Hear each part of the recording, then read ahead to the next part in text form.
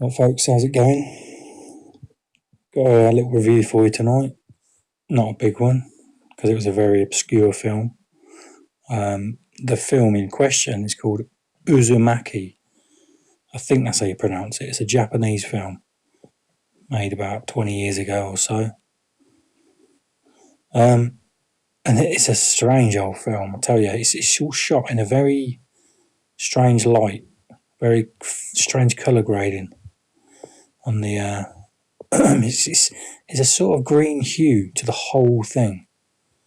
The copy I watched wasn't that great, but it was good enough to see everything that was going on. And the copy I watched was on, I found it on YouTube, so you can all, providing it's still up, should be. I don't know why they take it down like the day I did a review, but like I say, it's on YouTube. You can find it. I'll put a link in here. But it's a very, very strange film, but very good in a strange sense. It's full of very odd imagery, very strange goings on. And it basically, I'm not going to go. It's obviously Japanese, so it's subtitles. So it took a bit of work, you know what I mean, to catch all the imagery and what was being said.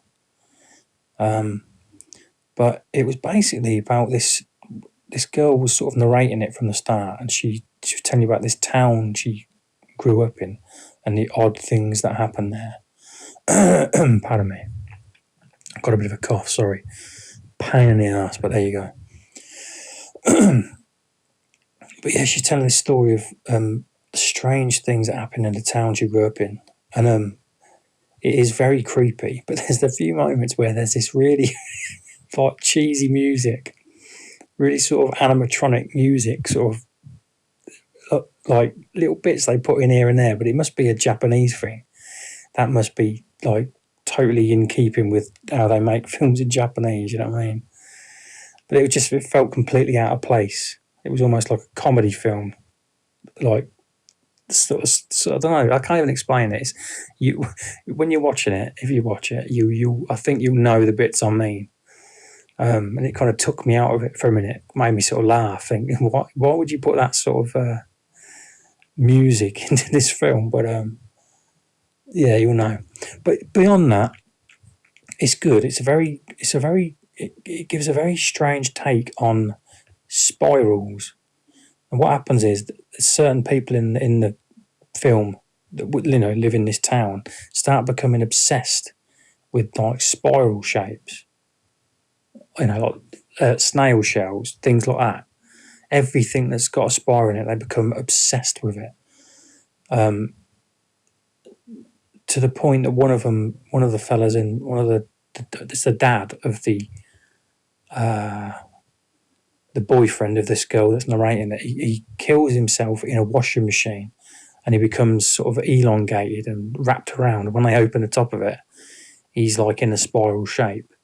It's really messed up. And there's other characters that become obsessed with drinking water, because when you take the lid off the bottle, the way it screws on is a spiral shape going around the cap, and they just drink loads of water. I didn't really understand that bit, why they needed to drink the water, you know what I mean? And there's other characters that there's one bit in the classroom scene where this lad turns up late, and he's just like got like sort of goo. Well, it's not like goo, it's kind of like, I couldn't tell if it was just water, but it was like thicker than water. It was all over him, and he's like acting all weird, and they're asking him why he's late to class, and he moves. I think some of his classmates comment on how slow he moves. And the twist of that little bit of the tale is that there's a few residents of this town that not suddenly, but gradually, they turn into like snails, human-sized snails. And then you see a clip later on in the film of this human snail climbing up the side of a building. It was never fully explained, but like I've said many times, sometimes that's the best way to do it. Don't explain it. Just leave the viewer baffled at the end, scratching his head, her head, whatever. But yeah, but like I said, these spirals, certain members of the community become obsessed with these spirals. And there's this really good moment actually after the dad of the boyfriend of the narrator dies, they cremate him. And there's this bit where they're outside of the cremation and suddenly the mum, the husband of the bloke that died, she looks up in the sky and she starts screaming. And this bit is really Lovecraftian. There's in the sky, it's just all stormy and moody, and there's these I can't say if they're clouds or smoke or what, but the whole sky is just in this huge dark shadowed cloud of spiral, and it sort of works its way down, comes down, and yeah, but it's very apocalyptic. You know what I mean? It's a good image, very good. But basically, I can't even. It's too much of an obscure tale to go through the story. It's just basically what I've said. People becoming obsessed with spirals to the point where the wife of the fellow that died in the washing machine or whatever it is, she cannot bear to see anything with a spiral in it, and she gets put in hospital because she's like distraught because of her husband's death and that, but also because she's mentally ill with these spirals in her head, and she mutilates herself because she notices like on her fingerprints there's like spiral shapes on her fingerprints, and I think she's cut all her hair off or like scalped herself because her hair is in spiral shapes. Or I didn't really get that, but there's a bit where it's she's laying in her bed, and this like millipede finds its way into the room and then skirts up the bed, the leg of the bed in a spiral shape, and it tries to go into her ear. And she wakes and pulls it out and kills the millipede. Then she's on the floor. She sees this shape under her bed, and it's like a image of her husband's face, but with like spirals coming out of his mouth.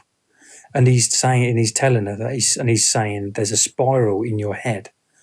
Now, and obviously we see it earlier on in the film, like an image of the inside inner ear, and there's like a spiral shape. I think I couldn't tell you what part of the ear it is, but there's a spiral shape within everyone's ear, and she has this premonition, no, not premonition, but like well, I don't know. The husband visits her and tells her I can't even bloody talk, bloody hell. Anyway, she sees an image of her dead husband under the bed. He tells her there's a spiral in her head. She proceeds to try and cut it out. So she's dead. Anyway, do you get the picture anyway? It's a bloody hard film to describe, I tell you. But it's just weird, and it's worth a look. It's definitely worth a look. It's very weird, very depressing.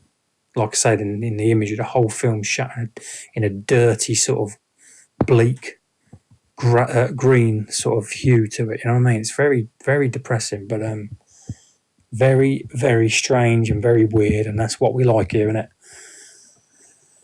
That's what we like.